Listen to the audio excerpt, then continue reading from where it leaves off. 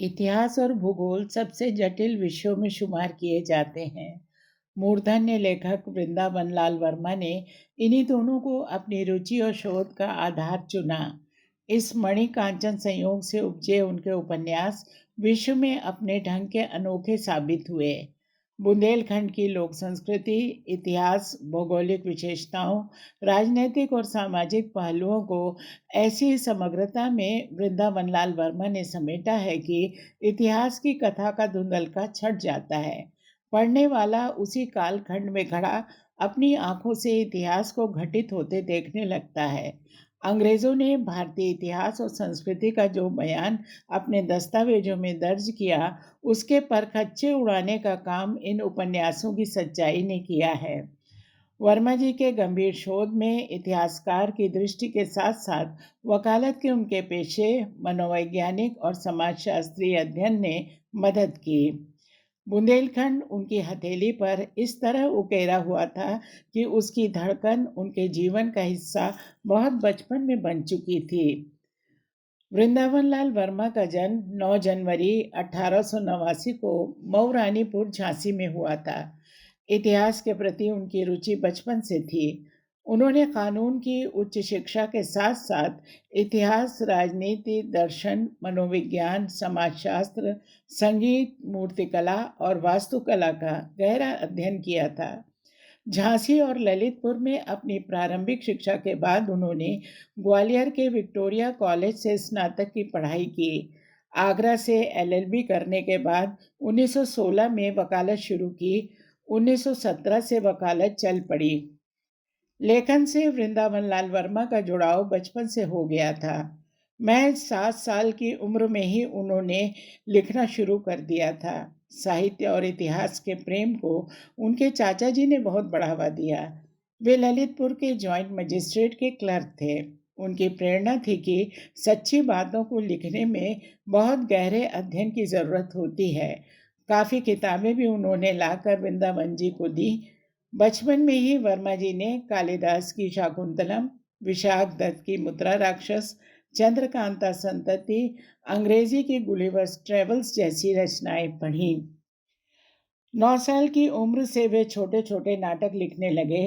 School में उन्होंने रामचरितमानस के 14-15 पेज का खड़ी बोली गद्य में अनुवाद किया था। 1904 में 15 साल की उम्र में उन्होंने नरांतक वध नाटक लिखा। 1905 में वे उस समय देश में चल रहे सशस्त्र क्रांतिकारी आंदोलन के प्रभाव में आए। एक नाटक लिखा, सेनापति उदल। इसमें उन्होंने शत्रुओं और देशद्रोहियों को मारने की वकालत की थी। अंग्रेजी सरकार ने इसे जब्त कर लिया था। उन्होंने देश में चल रहे आज़ादी के संघर्ष को लेकर लिखना जारी रखा, जैसे महोबा संग्राम। 1908 में लिखे महात्मा बुद्ध के जीवन चरित्र के लिए आज भी वर्मा जी याद किए जाते हैं। 1921 में वृंदावन लाल वर्मा ने स्वाधीन नाम से एक साप्ताहिक अखबार निकाला और इसी नाम से प्रेस की भी स्थापना की। 1920 तक वर्मा जी छोटी छोटी कहानियां लिखते रहे।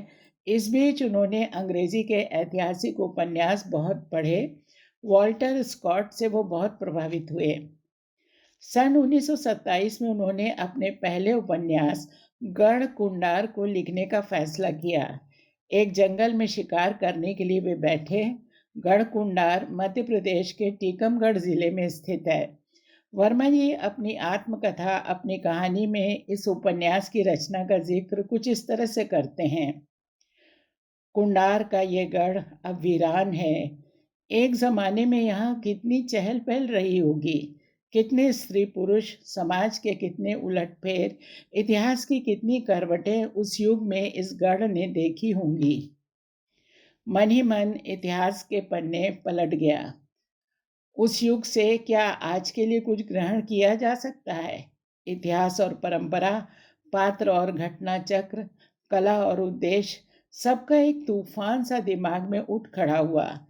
दूर से जंगली जानवरों की आवाजें सुनाई पड़ने लगी।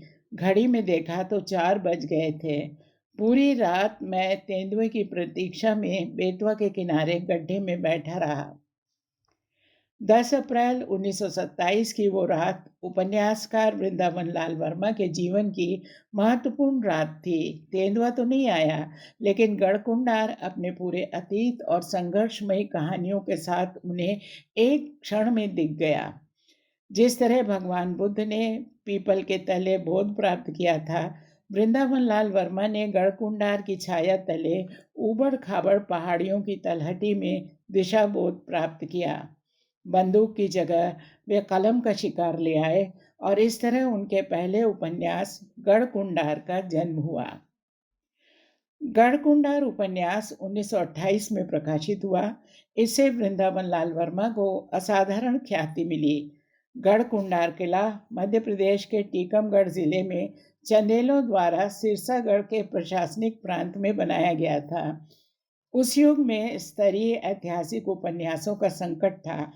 वृंदावन लाल वर्मा ने समय की नब्ज पहचानी।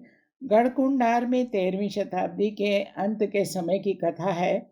महोबे में चंदेलों की कीर्ति पताका नीची हो चुकी थी, जिसको आज बुंदेलखंड कहते हैं। उस समय उसे जुझौती कहते थे। जुझौती के बेतवा, सिंध और के नदियों द्वारा सिंचित एक बड़े भाग पर कुंडार के खंगार राजा हुरमत सिंह का राज्य था। कुंडार उस राज्य की समृद्ध राजधानी थी। बीहड़ जंगल, घाटियों और पहाड़ों से ढके इस किले ने बहुत दिनों तक जुझौती को मुसलमानों की आग और तलवार से बचाए रखा। पृथ्वीराज चौहान ने अपने सामंत खेत सिंह खंगार को कुंडार का शासक नियुक्त किया। हुरमत सिंह उसी का वंशज था। कुंडार पर अधिकार करने के बाद बुंदेलों ने बड़े वेग से चारों ओर के गढ़े गढ़ियों पर आक्रमण करके उन पर कब्जा कर लिया। हालांकि जुझौती का सब कुछ चला गया, मान मर्यादा गई, स्वाधीनता गई, समृद्धि गई, बल विक्रम भी चला गया, तो भी चंदेलों के बनाए अत्यंत मनोहर और करुणोत्पादक मंदिर और गढ़ अब भी बचे हुए हैं। और बची हुई हैं चंदेलों की झीलें, जिनके कारण यहाँ के किसान अब भी चंदेलों का नाम याद कर लिया करते हैं। यहाँ के प्राकृतिक दृश्य, जिनका सौंदर्य और भयावनापन अपनी अपनी प्रभुता के लिए परस्पर होड़ लगाया करते हैं, अब भी शेष हैं। पलोथर की पहाड़ी पर खड़े होकर चारों ओर देखने वाले को कभी अपना मन सौंदर्य के हाथ और कभी भय के हाथ में दे देना पड़ता है। ऐसा ही उस समय भी होता था, जब संध्या समय पलोथर के नीचे बेतवा के दोनों किनारों पर शंख और घंटे तथा कुंडार के गढ़ से खंगारों की तुरही बजा करती थी। अब कुंडार में तुरही नहीं बजती, उसमें करधई का इतना घना जंगल है कि सांभर, सुअर और कभी कभी तेंदुआ भी छिपाव का स्थान पा जाते हैं। पुराना देवल मिट गया है और उसका पुराना देवालय भी। कभी कभी कोई गडरिया बरसात में यहाँ पर भेड़ बकरी चराता चराता कहीं कोई स्थान खोदता है, तो परिश्रम के पुरस्कार में एक आध चंदेली सिक्का या चंदेली ईंट पा जाता है। ऐसे ही चित्र, ऐसे ही विवरण इतिहास की धड़कनों के साक्षी बन जाते हैं। यही खूबी है वृंदावन लाल वर्मा की, और यही कारण है गढ़कुंडार की सर्वप्रियता का।